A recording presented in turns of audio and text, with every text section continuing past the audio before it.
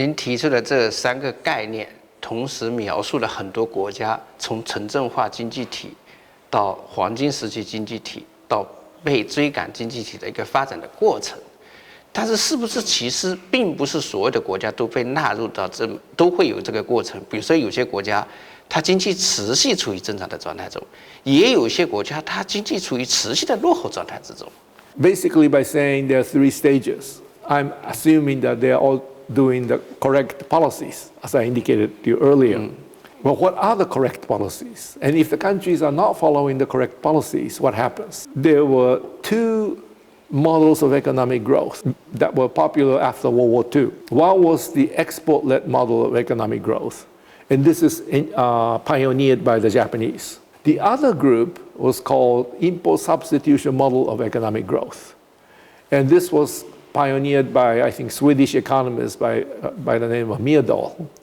And lots of Latin American countries and many other countries, including India, decide to go for this import substitution model of economic growth. And import substitution model of economic growth sounds great on paper.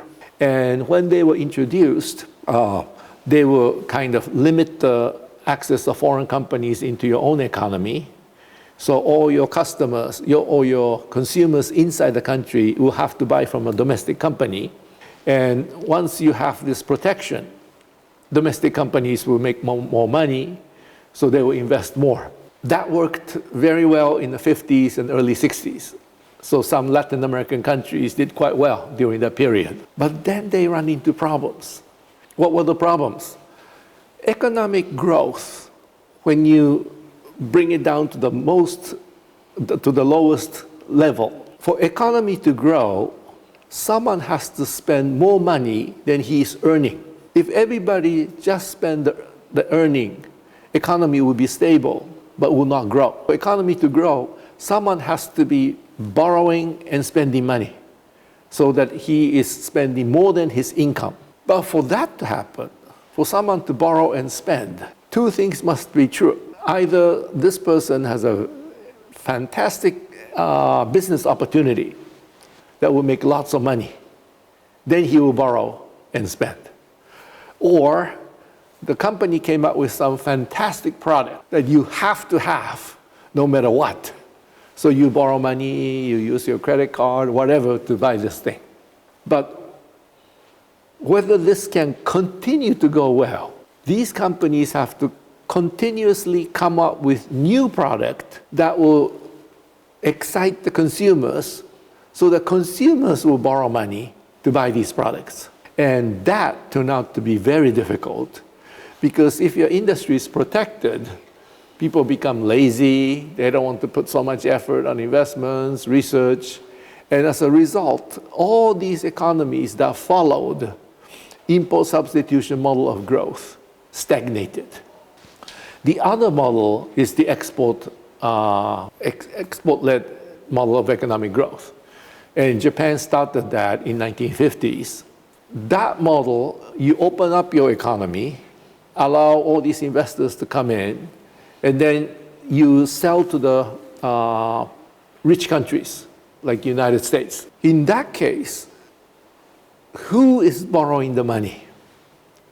When the product arrived, the Japanese product arrived in the United States, this is 1950s and 60s, they are much cheaper than American products. So American consumers look at these products, say, wow, it's cheap and just as good. They're not borrowing money because these products are cheaper.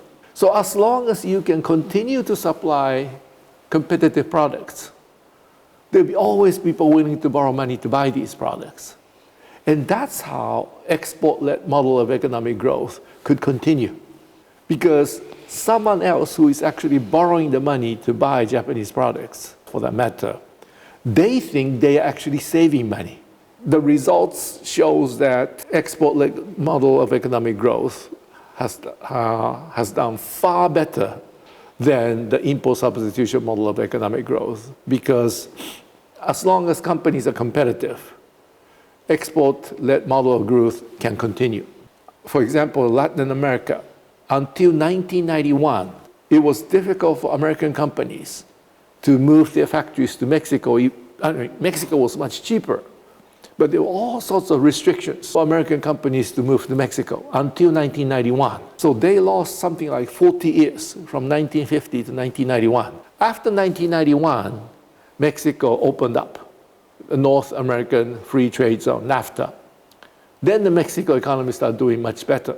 But they lost 40 years doing import substitution model of economic growth. And that's where the gap developed.